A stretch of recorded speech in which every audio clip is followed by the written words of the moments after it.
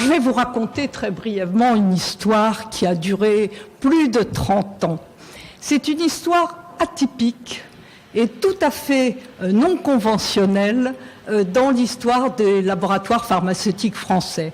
En effet, Bioprojet, c'est une medium size, moyenne, entreprise pharmaceutique européenne que nous avons créée il y a, vous voyez, plus de 30 ans, le professeur Jean-Charles Schwartz et moi-même, que nous avons fondé à partir de la recherche fondamentale. Pourquoi ? Parce que nous nous étions aperçus que nous partagions la même conception de la recherche pharmaceutique, à savoir partir d'une cible biologique nouvelle dont nous pressentions qu'elle aurait un rôle important en physiopathologie et qui est évidemment nouvelle, afin de trouver des molécules au démarrage interagissant avec cette cible biologique qui pouvait être une enzyme ou un récepteur nouveau et ainsi arriver à des molécules tout à fait innovantes qui pourraient servir à la santé publique dans des domaines qui n'étaient pas encore bien satisfaits.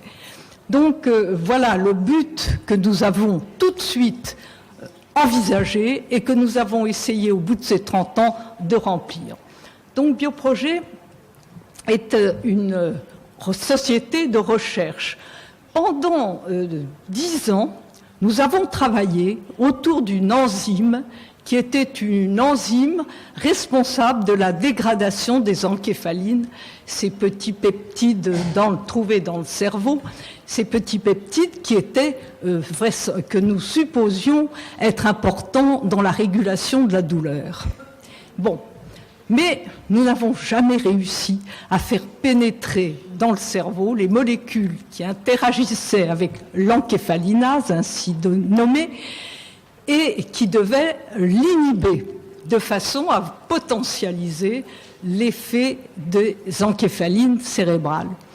Nous avons donc à ce moment-là trouvé qu'il fallait ayant trouvé un produit extrêmement sélectif et puissant, nous avons décidé de trouver une indication différente et ce que nous avons fait en trouvant une propriété tout à fait importante qui était celle d'être antisécrétoire intestinal sans bloquer le transit. Et c'est ainsi que le premier médicament de Bioprojet est né en 1992, qu'il a obtenu son autorisation de mise sur le marché sur la France et qu'il est devenu en quelques années le leader dans l'indication comme antidiarrhéique, antisécrétoire.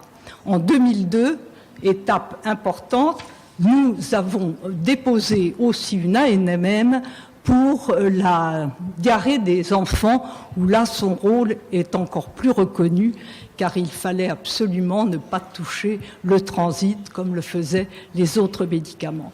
Donc, en quelques années, Thiorfan est devenu le leader. Il est maintenant dans 70 pays dans le monde, quelques-uns directement par Bioprojet, mais la plupart étant donnés sous licence ou en distribution à d'autres laboratoires.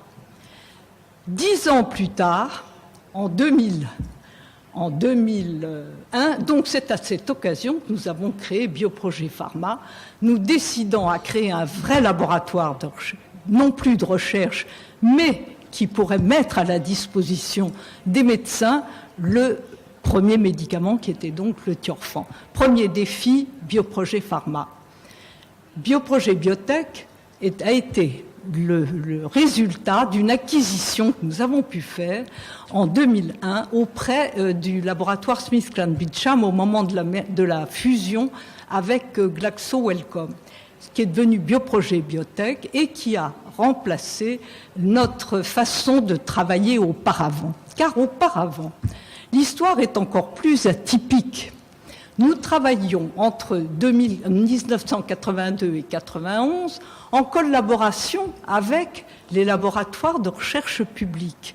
D'abord, le laboratoire de Jean-Charles Schwartz à l'INSERM, qui était le découvreur de ces fameuses cibles biologiques que sont l'encéphalinase d'une part et le récepteur H3 de l'histamine dont il va parler largement tout à l'heure. Donc, histoire toujours originale et atypique avec une seule philosophie, la recherche de molécules innovantes. Je souligne au passage que nous sommes complètement privés et indépendants, sans aucun lien avec un autre groupe ou un fonds de placement ou une banque, mais parfaitement privés et indépendants. Dans les étapes marquantes, je vais juste énumérer, mais très rapidement, ce qui s'est passé entre 1993, création de Bioprojet Pharma, et tout récemment, ce que nous anticipons. Donc vous avez vu, première étape, la société de recherche, deuxième étape, le laboratoire pharmaceutique, troisième étape, le laboratoire, le centre de recherche, où maintenant se fait toute la recherche fondamentale et appliquée de Bioprojet, puisque nous n'avons plus de liens spéciaux avec l'INSERM.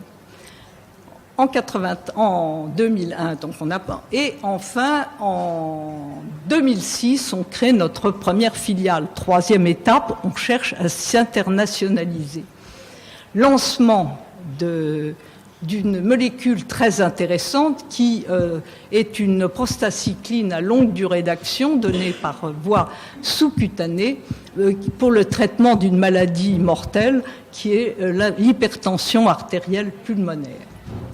En 2013, une étape également très importante, c'est l'acquisition d'une société anglaise, Lincoln Medical, qui avait mis au point un device, un auto-injecteur d'adrénaline pour la prévention des chocs anaphylactiques chez les patients risquant un choc anaphylactique à la suite d'une piqûre d'insecte ou d'un déclencheur comme les cacahuètes, etc.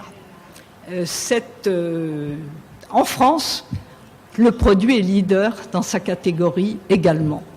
Et je dois dire que pour le remodulin, chose intéressante également, après 3 ans seulement, nous détenions 40% de la part de marché dans le domaine de l'hypertension artérielle pulmonaire.